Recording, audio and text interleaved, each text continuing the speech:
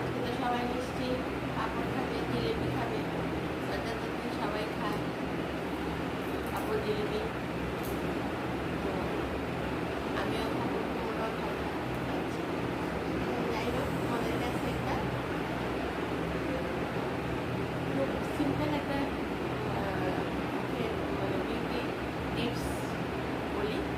সেটা হলো, মুখে যখন আমাদের কালো মানে দাগ পড়ে যায়, হ্যাঁ, একদম কালো কালো দাগ, যেই দাগই পড়ুক মুখে, মুখে তো অনেক কিছু থেকে পড়ে, অনেকের তেলের ছিটা পড়ে দাগ পড়ে, অনেকের ব্রণ থেকে দাগ পড়ে, অনেকের লিভারের থেকে দাগ পড়ে যায়।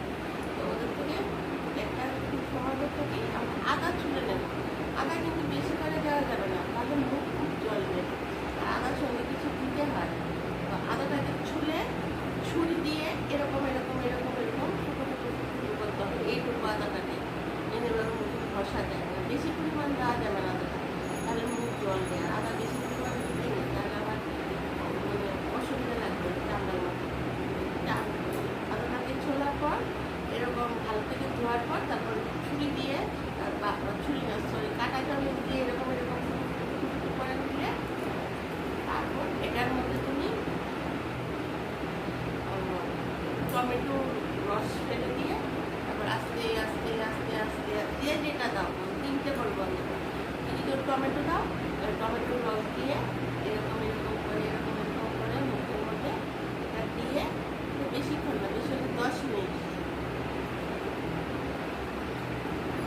রেগুলার করতে হবে। যদি করো মুখ একদম পরিষ্কার, মুখ কি গলায় টলায় হাতে টাতে কালো দাগ করলে অনেক আছে না, রোদে টেনটেন পড়ে যায়, টেনটেন পড়ে যায়, সব কিছু দাগ একদম পুরো চলে যাবে।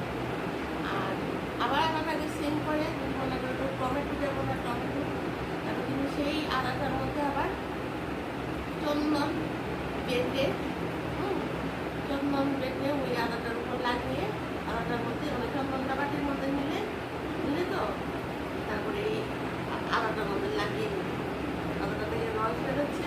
আদার রস বেশি দেওয়া যাবে না, তার জন্য আদাটা আদাও পেস্ট করতে বলতাম, মিক্সিং করে দিয়ে দাও, হ্যাঁ, টমেটোর সঙ্গে মিক্সিং করে দিয়ে দাও, কিন্তু আদাটা মিক্স এটা এরকমভাবে দেওয়া যাবে না, আদাটা হালকা হালকা রস, তার জন্য আদাটাকে এরকমভাবে আদাটার উপর জিনিসটা দিয়ে মুখের উপর ঘষতে হবে।